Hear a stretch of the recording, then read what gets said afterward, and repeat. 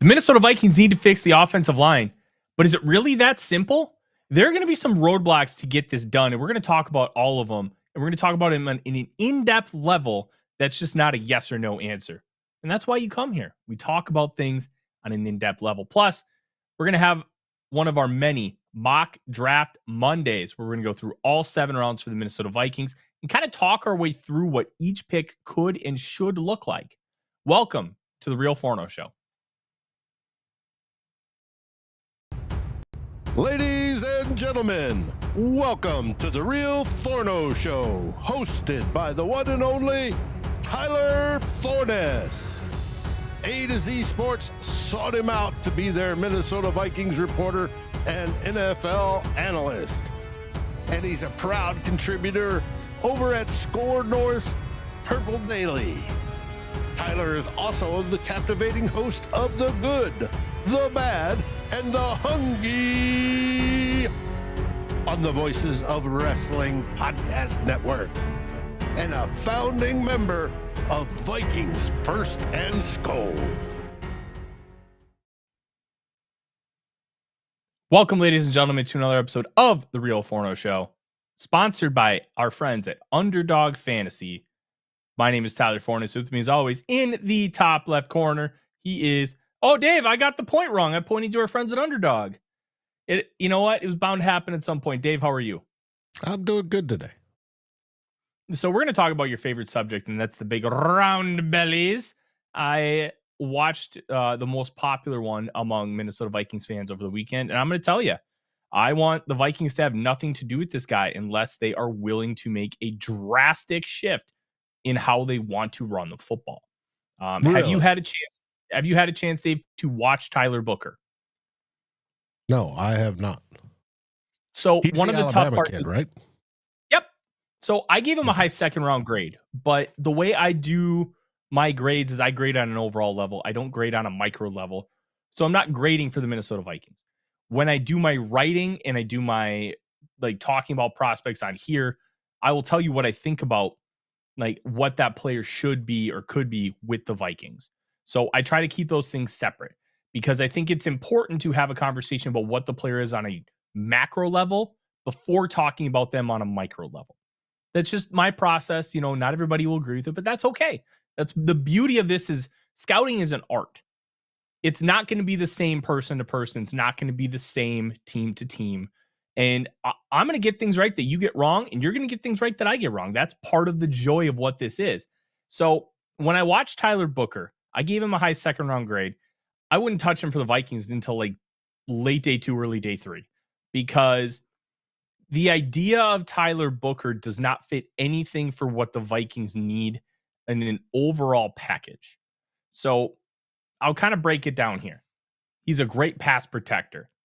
When he gets his hands on you, you're done. He's strong. My comp for him is the Pokemon Golem, where it's just the big round dude with arms, and the second he latches on, your shot. My big problem with Tyler Booker is he can't move. He can't move. It's really, really rough. And the way the Vikings construct their running game, you have to have guys that can climb to the second level. You have to have guys who can move. And it's not just a simple, hey, I'm going to pull into the other A gap. He can do that. He can run counter. He can run power. He can run trap. I can trust him to do those man gap power type stuff. I can't trust him to climb to the second level, catch the linebacker to turn a 5-yard gain into a 20-yard gain. He can't do that. And when he does move, his aiming points, Dave, are awful. It's Sounds when Dalton Reisner. He's less athletic than Dalton Reisner. Significantly less. The foot speed is awful. I mean, he's 6'5", 350 pounds. You're only going to get so much athleticism from a guy like that. So the reason why I'm out on him for the Vikings isn't because he's not a talented player. It would signify a massive shift in how the Vikings want to play football. They are a zone duo team. They run some man gap power stuff. Everybody runs man gap power stuff. Even Mike Shanahan did with Terrell Davis. But there's a difference between running it and having it be your run scheme. The Vikings cannot run zone stuff on a regular basis, especially outside zone, which is a big portion of what their playbook is. With Tyler Booker as your guard, Ed Ingram and Dalton Reisner are like the worst kind of athletes at guard that you can have to run the scheme with any kind of success. And we've talked about the deficiencies with Ingram and Reisner. The problem is, yes. Yeah. And I won't dive into more of that, but that's like your baseline athlete for guard, what the Vikings need. The whole idea with Ed Ingram was he's good enough to run some of these run schemes to where, okay, I can deal with it because it's not elite. Like you drafted Bradbury for the wide and outside zone stuff, so he could climb and get those reach blocks at the second level in an elite pace. And those help Dalvin Cook a lot. We can talk about his pass blocking, but as a run blocker, Bradbury's been great. And he's done exactly what he was drafted to do. The problem here is, Dave, when you are the Minnesota Vikings and you draft a guy like Ed Ingram, okay? The idea was, oh, he's a much better pass protector, and he's going to be good enough at climbing in the second level. That did not manifest itself the way everybody had hoped. And we've seen it over the last 3 years, and he got benched this past year. But the idea made a lot of sense. He can do enough of it while not being a deficient anchor in the pass game, which is what we have with guys like Drew Samia, Dakota Dozier. Drafting Tyler Booker would signify, we're going to abandon a lot of the zone stuff. We're going to go to power. And I don't see that happening. I don't see the Vikings being willing to completely shift what they want to do on the ground. Now, could I be wrong? Absolutely. But to me, this offense works. The scheme works. And the problem is less about what the scheme is. It's more about the execution by the players. And I think that's where there might be some disconnect between people like me and people who disagree, I guess is the best way to frame it, because I just don't see it being a smart move to completely shift what you want to do on offense, because you have great tackles. Brian O'Neill should not play in a power scheme. That's not his game. That's not his style. Christian Darrisaw could do it. But why would you want to completely shortchange like a potential all-pro tackle in Brian O'Neill? To me, it just doesn't make sense. Now, would you take that shot in round 3 and hope, hey, maybe we can get him to lose 20 pounds and then he can maybe be a good enough athlete at 330? I think that's worth a shot in round 3 at 97. But are you willing to take that shot at 24th overall that you're going to have this guy lose weight to become a better athlete? Dave, to me, that just doesn't make a lot of sense. What do you think about that? It depends on the weight. If it's muscle mass, no. But if it's just baby fat, sure. At that range, he would go from 350 to 320? I'm not worried about that. Now, when you got me excited when you say every Vikings fan's favorite, and I was thinking Gray Zabel.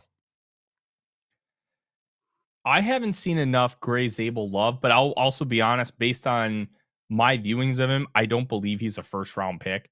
I think if you traded back to about 40, then we'd start having that conversation about Zabel. He is, to me, a high floor player that does not have a super high ceiling, and I don't love taking that guy in round 1. Last time we took that guy in round 1, Dave, it was Garrett Bradbury. Mm-hmm. So I love the idea PFF of Zabel. Has him going in round 1. Well, I disagree. I think a lot of that is the hype from the Senior Bowl. He did so well there. He was the best player in Mobile. Mm-hmm. And I've said that many, many times. It's just a tough sell for me to take a high floor player in round 1. I'm okay taking a really good football player, but round 1? Well, you want high floor, but you also want higher ceiling. So yeah, I think that's a better way to frame it. I want a high ceiling with my first round pick. If it comes with a high floor, that's fine. But give me a ceiling. And I just don't see Zabel having that kind of ceiling. This isn't Creed Humphrey. Creed Humphrey had a high ceiling. And I know it's probably annoying. I'm talking about Creed Humphrey again, but we're talking about center. I think it's a relevant conversation. If you think that guy has a high ceiling, then it's probably worth it. I don't think Garrett Bradbury was a high ceiling prospect coming out. What I did think he was a player who was going to come in, be a day one starter, and be a plus player. Never an all-pro kind of guy. And the Vikings needed that really bad. So I can understand why they had that thought process. I disagree with it, but you can kind of understand the why behind it. Mm-hmm. And to me, go ahead. Bulldog says need to take a premium position in the first round, not necessarily the lineman. Well, if you want a premium position, Dave, you're probably taking out defensive tackle. Like, I think the idea of a premium position is twofold. One, there are some premium positions that are incredibly important, but other premium positions are more of a weak link system. To me, cornerback is a weak link system. If you have 3 or 4 good, solid players, you're good. You don't need elite. Byron Murphy can be your CB1. Just have like a DJ Reed and a Mekhi Blackman and then a Fabian Moreau. That's a good cornerback room. You'd like elite, but you feel good having those kind of guys because now all of a sudden you can play man coverage. You can play all kinds of zone. You can play man match. You can do a lot with those guys. You don't have speed deterrence like you have with Shaq Griffin and Stephon Gilmore, who, let's just be real, were awesome for what they were brought in for, which was being stopgap players. So I think premium position at its core is somewhat misguided, I guess, because at the end of the day in round 1, Dave, to me, you want great football players. If you have a Quentin Nelson there, you take him. Mm-hmm. You absolutely take him. You don't worry about it. Ashton Genty, if he's there at 24, you take him because I think that's a special running back. I don't think he makes it to 24. So that point is kind of moot. But I also think that, like, if that kind of works out, like if you do get a premium position, I still think edge rushers in play for the Vikings at 24. And we talked about that. But I also have an evolution to that take, Dave, and we're going to get back to offensive line. I think the Vikings might be wanting to play Dallas Turner more off the ball than on the ball, or significantly more off the ball snaps, which would in turn make a pure edge rusher more valuable. So I think that's a really interesting concept, especially with how the Amoeba defense and Brian Flores kind of manifests itself and how he likes to call it. So like the premium position itself is good, but it's also like the Lions proved it a couple years ago. They took Jahmyr Gibbs and Jack Campbell, 2++ level starters for that football team. Just take good football players. You figure the rest of it out. That's kind of the way I'm viewing it. It's also really interesting, Dave, when you talk about the Vikings in the offensive line, because this quote that I got from Seattle Seahawks general manager John Schneider is really interesting, and I haven't shared this with you yet. It's really hard to fix the offensive line in an off season. And I think we have seen why it's so hard to fix an offensive line. We've seen other teams screw up trying to fix the offensive line because you just can't throw resources at it and all of a sudden expect it to just manifest and be better. So here's what he said. I think having studied it, I would agree. Hold on. No, that's not the quote. John Schneider, everyone's on a constant quest for developing offensive linemen. There's always a dearth of talent at the position. You can't just throw money at something to fix a perceived need. And I think he's right. It's we need to fix the offensive line. There's not a single person in this chat that doesn't think that we don't need improvement. There's not a single person listening or watching this. I will say this offensive line doesn't need to be improved. I think it needs to be improved. You think it needs to be improved. Everybody does. The problem is, this goes back to what Kwesi said. It's not a linear process. It's not all of a sudden, hey, we're just going to go sign 3 big name free agents. You and 10 other teams. And I think that's part of the issue. We have a scarcity at offensive line. It is hard to find good offensive linemen. And when you do find them, they don't leave the building. Trey Smith is going to be a rarity because the Chiefs have a tight salary cap. They have 3 big stars from that 2021 draft class that they need to pay. They've already paid one in Creed Humphrey. Now you're kind of choosing between Nick Bolton and Trey Smith. And Nick Bolton's going to cost less money, and the defense is arguably more important than the offense with how that team is currently constructed because Mahomes can elevate you in ways other players can't elevate on a defense. Now, is that fair? No. Nothing's fair in the National Football League. But I do think the idea that you just can't throw money at the problem and all of a sudden have it fixed, I think is correct. The Vikings can try. And I think they're going to try and get Trey Smith. I think they will try and get like a Tevin Jenkins, a Will Fries, a James Daniels, who I predicted last week that the Vikings would end up with. I think they're going to try and get all those guys. But here's the thing. A lot of other teams are going to try as well. And that is going to be the differentiating factor here for me. Everybody's going to try. So even if you put your best foot forward, you still might get beat. And why the trenches are so important when it comes to the NFL draft. You don't just have to hit those first round picks. You got to hit round 2, round 3, round 4. This is why the way the Philadelphia Eagles have built their team has been so impactful. But they've built their team in a similar way to the Cincinnati Bengals, Dave. You want to know what the difference is? One team hits on their draft picks, one team doesn't. The Eagles hit, and they hit consistently. And hits are relative. Like, I still will tell you, Caleb Evans was a hit. In round 4, you got a year of starting level play at corner. That's a hit. Now, it wasn't a long-term hit, but that's where hits are relative. And you have to be able to hit on those offensive linemen and keep them in-house. So we want the Vikings to end up improving the offensive line. We want a guy like Trey Smith in the building.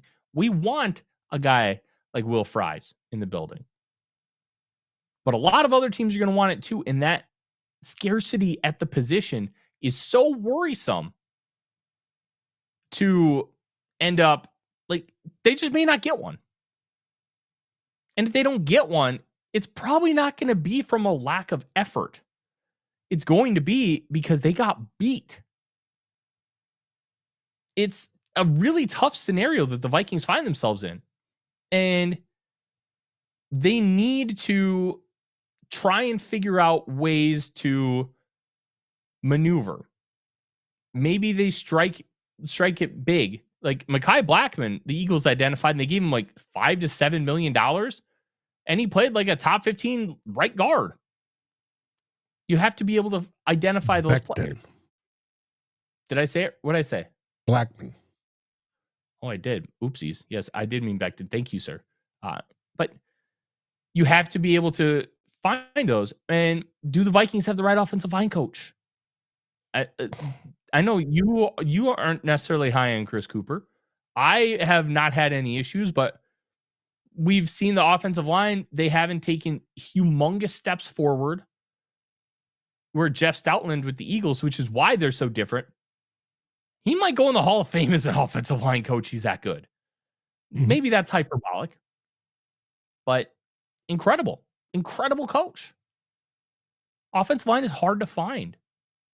It's hard to develop. And the Vikings need to figure that part out.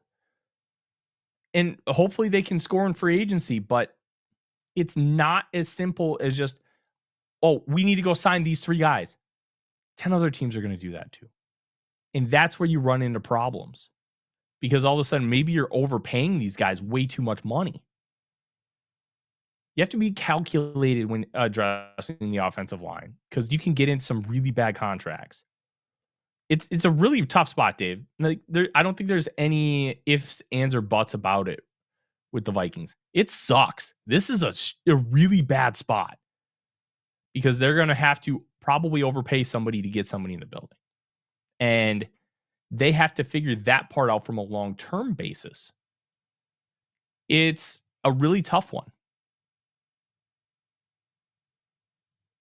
I don't think it's long-term makes it more affordable. But you're 100% correct on scarcity. And Darren and I talked this weekend.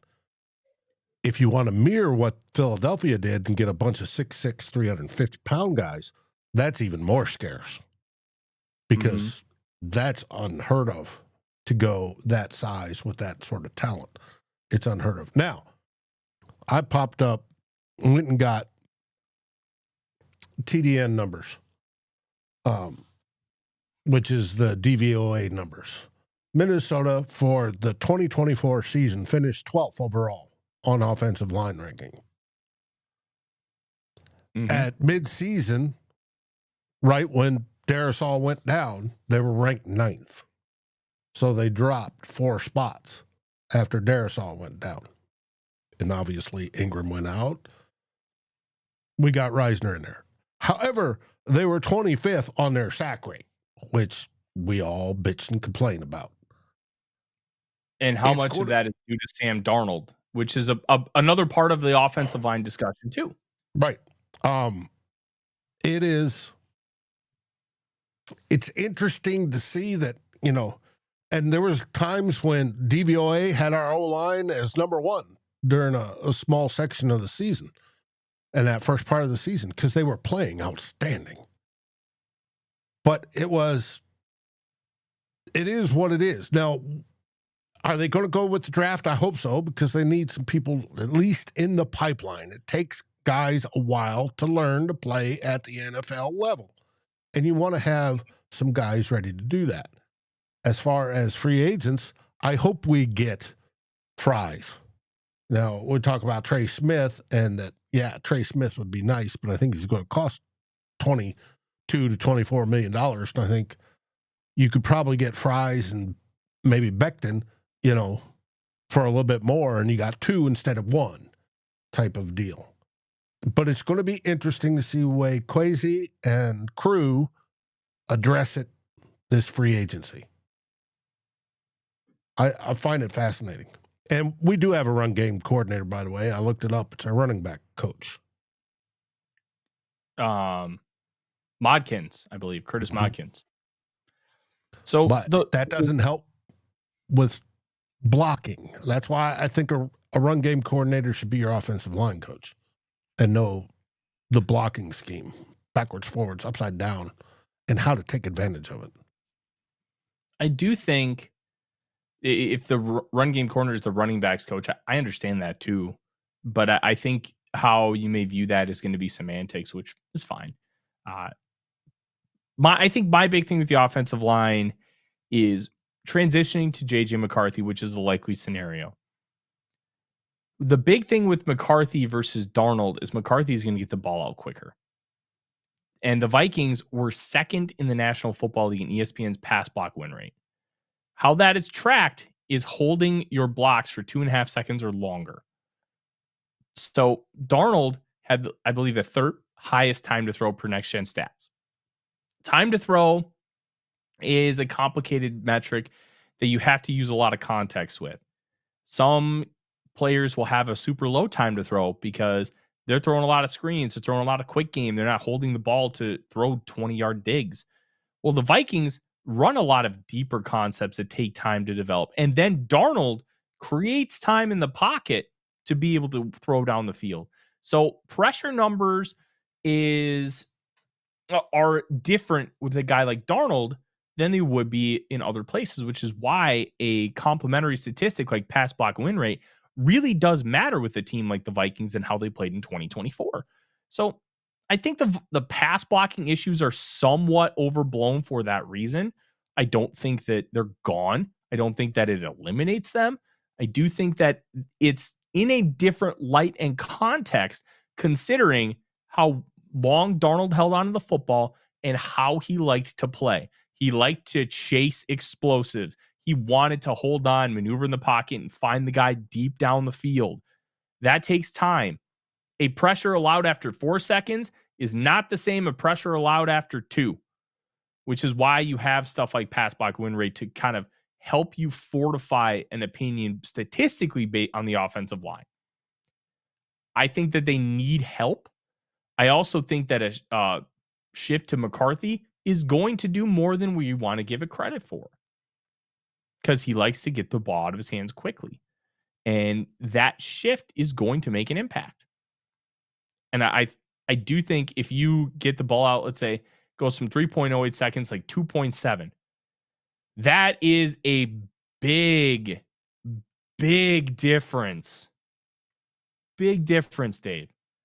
And I'm really intrigued to see what that manifests and what that looks like, because there are factors in this whole conversation. It's really interesting. Without a doubt. And it's going to be interesting how the Vikings go about it. Mm-hmm. And I think it's going to be more interesting, the result versus the process, because the process, I do expect them to be more aggressive to fix the interior of the offensive line than they have been in previous years. But what does that mean? How does that manifest itself? Mm-hmm. What do they end up with? That is going to be a fascinating one. Yep. But yeah. Joshua, I'd put Fries and Becton in that second tier. That's just me personally. You don't want to get guys that are grading less than what our current guys are. Then why get rid of the current guys? And there's not much. It's scarce. It is absolutely scarce. I do have it in a spreadsheet format, and let's see if I can find it real quick.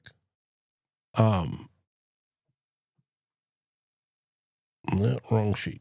Okay.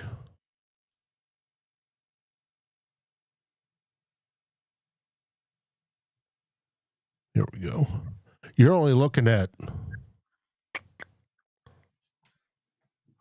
7 total guards, free agents, guards and centers that grade same or better than our current guys.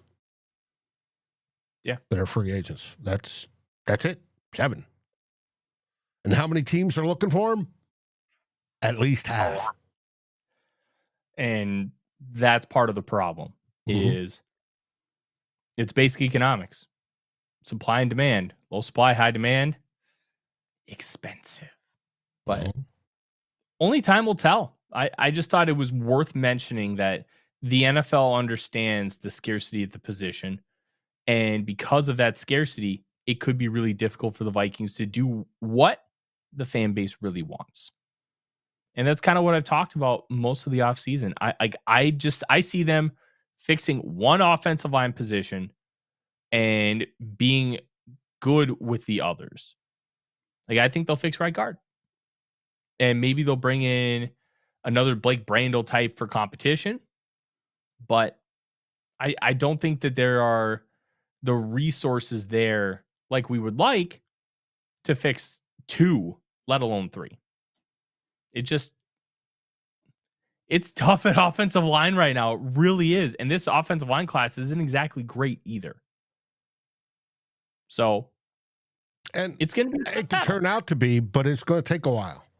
That's why I say getting the rookies, you want them in the pipeline, you want them developing.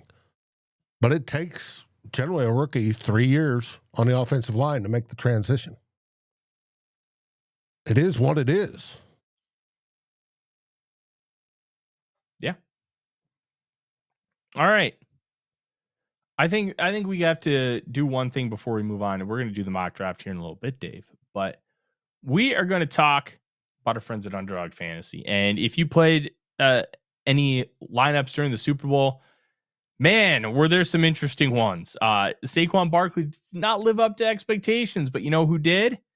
Jalen Hurts in winning Super Bowl MVP. And there were some really interesting lines. And you know what? I had a couple lines last night during NBA All-Star games. Those lineups were a lot of fun. And you know what? I got a little bit of money from it. All you got to do, pick 2 to 8 players with their stats being higher or lower. And you can do a flex play, which allows you to miss 1 or 2 and still get a little bit of money back, or a standard play, which is an all or nothing lineup. And you have a chance to win a lot of money, up to 1,000 times your money in a single lineup. All you have to do is visit underdogfantasy.com or find them in the App Store in the states on your screen. And don't forget to register with my promo code Forno, Forno, to claim your free pick plus first time deposit offer up to $1,000 in bonus cash. It's a lot of fun. And you know what? With the combine coming up, there's going to be a lot of really interesting lineups to make. And that's going to be something that you are going to want to have a lot of fun with. Dave, we're going to have a lot of fun to finish this show. How did you do last time? I actually missed all of my Super Bowl ones. I had it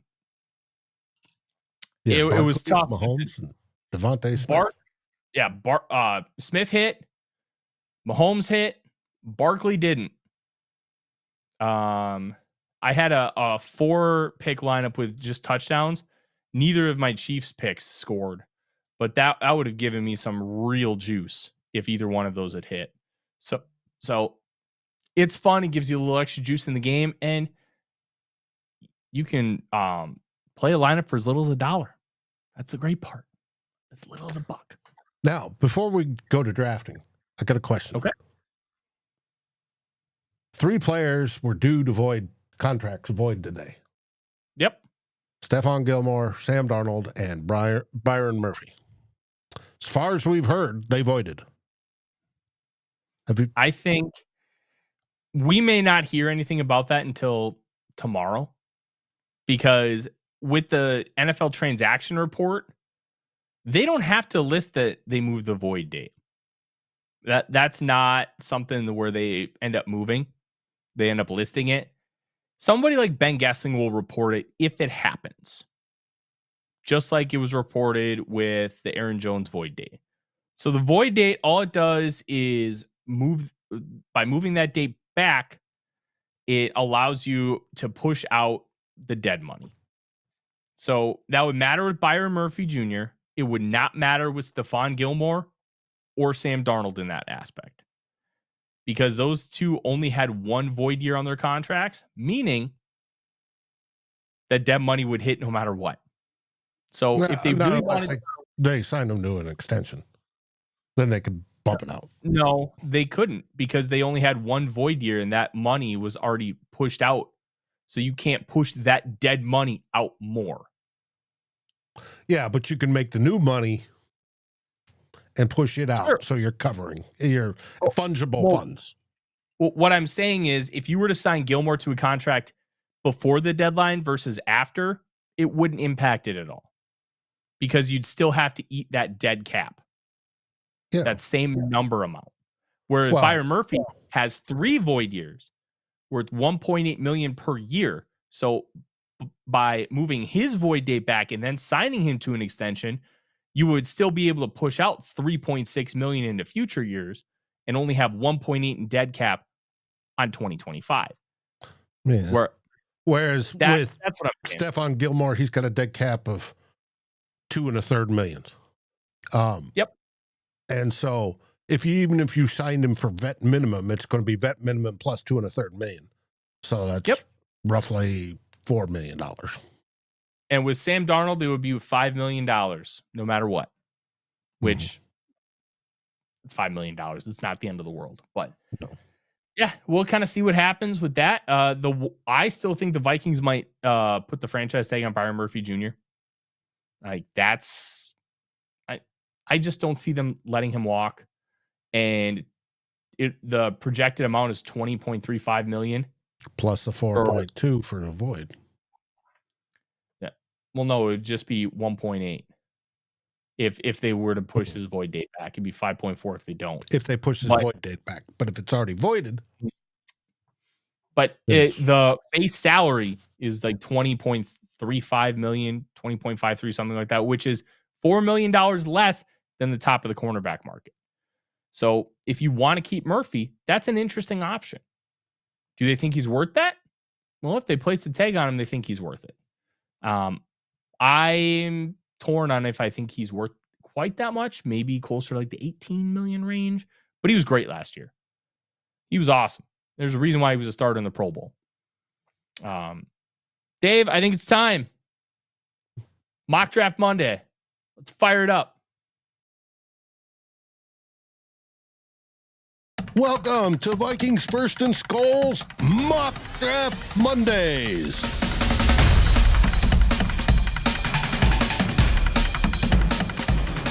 Who will the Vikings pick? And who's your favorite choice?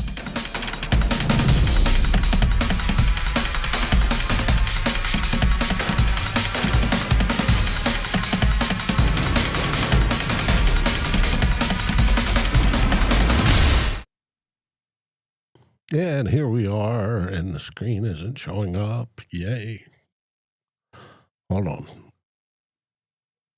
Let's see if it comes back this way. There it is. There we go. Mm-hmm. All right. You want Minnesota Vikings? 7 rounds. Probably won't do trades on this one, but every Monday moving forward, we may do trades, but kind of want to just get like a baseline here. Do we want that's good. Thought they had a speed button.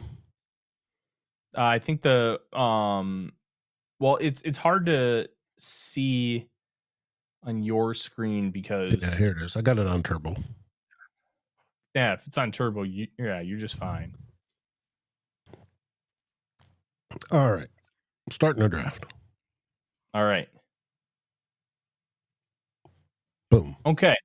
So the number one player on the board right now, Membu is interesting, but I don't see him being like an elite level guard. I think he should stay a tackle, which to me kind of takes him off the board for the Vikings, unless you want to move O'Neal, which why would you?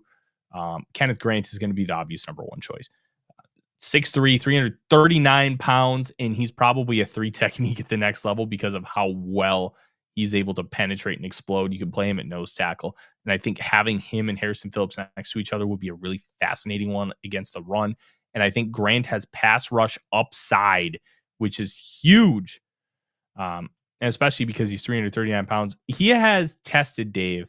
He's run a sub 5 second 40 at 360 pounds, according to Bruce Feldman's Freaks List, and has a GPS tracked 18.75 miles per hour on the gridiron, which GPS tracking is the way of the future and the way that the Vikings are going versus your old school testing metrics, like the 40 short shuttle. I mean, those do matter, but they're mattering less because then we can quantify it better with GPS data. So I think where we're going to go here is with Kenneth Grant. I'm still not convinced the Vikings will prioritize defensive line, but he's the best player on the board right now. And he and JJ McCarthy already know each other. Yeah, that they do. So Kenneth Grant, defensive tackle, Michigan. This is where things are going to get really weird because we're going to go all the way down to 97th overall. And it's going to be really interesting to kind of see where things are at. Tate Ratledge is an interesting prospect to guard. Andrew Makuba, kind of a slim guy at safety, but is a ball hawk. RJ Harvey's a guy I want to talk about, Dave, because I think RJ Harvey's a really, really good football player. He's small, though. He's 5'7" and 208 pounds. But he's built just like Maurice Jones-Drew. And he kind of RJ Harvey way at the top. There you go. Running back UCF, right under Makuba. Like 5 players down. There he is. UCF.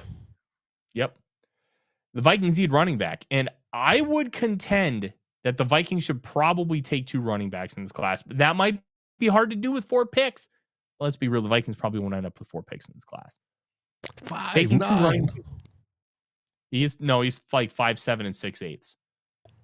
He's short, but he does not play small. He also uses his height to his advantage by hiding and being able to kind of slither through small crevices.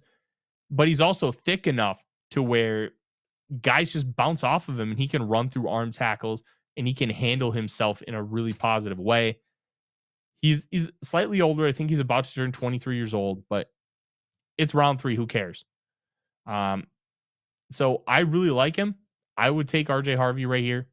He got a high 3rd round grade from me. This dude is a great football player, and he makes the All Forno team.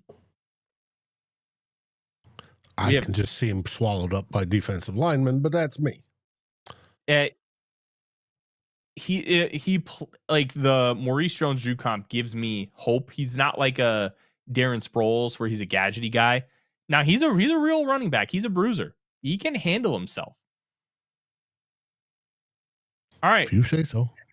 I think Jaden's got an interesting point. Let's take a look at cornerback, Dave. Let's see what cornerback has for us, because we do need to add members to the secondary. Now, we got Jackson Dart sitting on the screen. Good. He stinks. He should be there. You know who's come out and said, he's the real deal. I really like him, blah, blah, blah. Here, I think it was yesterday. Who said it? Rick Spielman. Well, we all know how Rick Spielman was at drafting quarterbacks. All right. You want to look at corners? Yeah. Jackson Dart, there's just so much about his game that doesn't translate. It's a Lane Kiffin tax. All right. Oh, there he is. My boy, Quincy Riley. That man is going to end up the captain on the All Forno team. I love him. He's like 5'10" and 5'8", 196 pounds. He's like a bigger version of Mekhi Blackman. He's going to punch you in the mouth. He's going to stay incredibly patient down the field. And he's got tremendous ball skills. 13 interceptions, 34 passes defended in his career. And he can play nickel. He can play outside. He can play man match. He can play zone. He can play straight up press man. You can ask this guy to do anything. He's going to do it at a really good level for you. This is a guy I want desperately on the football team. Now, what happened in 2024? He got dinged up about halfway through the year. They played him a little bit everywhere. They played him on the outside. They played him in the slot. He had a little bit of a down year compared to like 2023. That 2023 corner tandem with Jarvis Brownlee Jr. was one of my favorite duos in all of college football. And we all know how high I was on Brownlee. Riley's better. Riley is a good ass football player. Okay. Quincy Riley, corner, Louisville, book it. All right. So now that we're on the final pick, it's kind of like, hey, let's take a look at some of the guys. Seth McLaughlin is going to be a common pick for fans in this spot. Why? He's a center. He played really well for Ohio State this year. He's played well in the past for Alabama, but he's coming off of a torn Achilles. How are you going to want to risk it? Are you going to want to take that chance? Maybe if he wasn't coming off torn Achilles, that dude's probably a 2nd round pick. Really good football player. Hey, you were asking for the free agent from the Steelers coming off torn Achilles last week. Absolutely. 6'4", 305, decent size.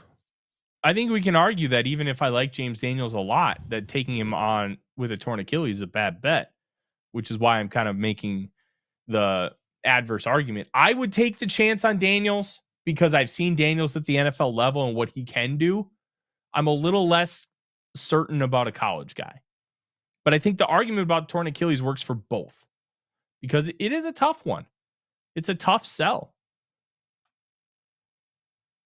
All right, let's continue scrolling. So far, we have defensive tackle, running back, and a corner. I think pretty much any positions in play here. There are some interesting linebackers. Like Tyler Cooper out of Minnesota? I don't know anything about him, so you don't watch I'm gonna wait. Well, of course I watch the Gophers, but I don't know much about the guard Tyler Cooper. I know a decent amount about Ursery, but it's also hard for me to see because of Cody Lindbergh. Cody Lindenberg, linebacker. That's a good football player. Marcus Yarns, shout out Kevin. I don't know any of these guys, but I haven't gotten that deep yet. Yeah. Let's Dave, can you pull up safeties? Because I think safety's a position that could end up being one for the Vikings. Mm-hmm.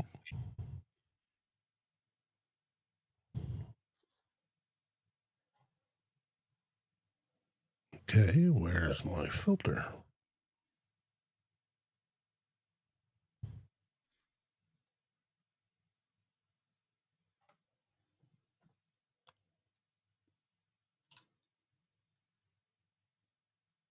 Duh, there it is. Akili Arnold, USC. Dean Clark, Fresno State. Elijah Clark, Syracuse. R.J. Mickens, Clemson. Hunter Warler, Wisconsin. Not a lot of Burks. Ooh, let's talk about this guy, and I think I might end up taking him. In the words of my good friend JP Acosta, he would be first team all Habuga. Malachi Moore from Alabama. He is just a car crash waiting to happen. And I mean that in a positive way. He's kind of a throwback. Nickel, I think he's being a little underrated in this class. And I think the versatility to be able to play nickel, to be able to play safety, go over the top, I think Moore could be a really interesting fit for the Minnesota Vikings with how they like to play defense. Plus, he's going to have a lot of those man match principles down because he played for Nick Saban for a couple of years before Kalen DeBoer took over this past year. Malachi Moore, let's book it. PFF may not like the selection, but I really do. He's a experienced, talented football player that is coming from a system that's very similar to what the Vikings run.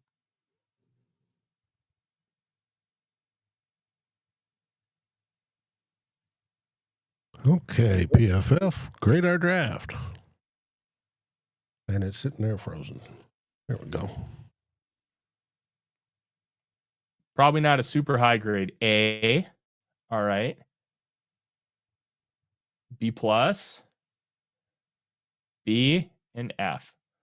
Well, I don't care about the F. I like Malachi Moore. First team all Habuga. There we got a defensive interior, halfback, cornerback, and safety. Hopefully Kwesi and the boys are doing well in free agency. Yeah, well, it's going to be tough because unless you trade down and acquire some capital or maybe trade some guys on the roster to be able to acquire others, it's going to be a tough one for the Vikings because you have to find a way to add talent. And there's going to be difficulties in adding talent when you have that limited to draft capital. So free agency is going to be huge for the Vikings. And it's not just about getting talent, it's about getting the right talent, the right players. Grenard was not the best edge rusher, but he was the right edge rusher. Andrew Van Ginkel was the right edge rusher. Blake Cashman was the right linebacker. Sam Darnold was the right quarterback. Getting it right is more important than just adding pure talent when it comes to something like free agency because fit matters. Fit matters way more than people want to give it credit for. And look, we can talk about Kwesi Ofemessa's drafting. I think the 2022 draft was bad, but I think it's still overblown and he's treated a little unfairly for it because the evolution we've seen with how he's drafted has improved significantly. Plus, I just don't think people understand what a hit in the NFL draft is. If McCarthy and Dallas Turner become hits, which they're projected to be hits at this point based on kind of what we've seen so far, he'll have hit on 3 of his first 4 first-round picks. That's an excellent hit rate for a general manager. It is still hard to hit on first-round picks. You hit on 50% of them, you're doing a good job. So he still has a lot to prove with his drafting, but I think it's nowhere near as bad as people want to say it is. But that's also my opinion, and your mileage may vary on it. That is going to be our show tonight. Thank you guys so much for joining us. We're going to be back on Wednesday, and next week's show, just a heads up, will be pre-recorded because I will be in Mexico, laying on the beach, drinking a bunch of Tecate, and not caring about anything in the world. It's going to be awesome. Are you going to meet Darren down there, since he's going to be down there too? Where is he going to be at? He's going to Puerto Vallarta. I think we're doing Playa del Carmen. Okay. I think. Yeah. Well, if you see him, wave and say hi. And give him shit about I will buy going on Saturday instead of Sunday. I will buy him a beer at the bar that is free because it's all inclusive. And he still plans on doing a show this weekend on Saturday from Mexico. We'll see how that goes. Darren, after all the publicity, I made a focus to say that it was going to be on Sundays, and he just makes it Saturday for 2 more weeks. I can't believe it. I just can't believe it. But Sal should be back tomorrow with another episode of Scolders and Spice. Last week, she had Eli Corbett, who's really involved with the Unreal stuff. I recommend you go take a listen to that. It was a great show. The nice part is her stuff is so different from what we do on this show. And I think having that kind of variety is good for what we do here at Vikings First and SKOL. That'll be it. We'll be back Wednesday with some more interesting nuggets, some more NFL draft talk, some free agency discussion. I'm Tyler. He's Dave. SKOL Vikings. SKOL Vikings. Like, subscribe, and ring the bell to get notifications. It helps us grow this community that we all love, our Minnesota Vikings. And on behalf of Tyler Forness and myself, Dave Stefano, thank you so dearly for watching The Real Forno Show. SKOL, everyone!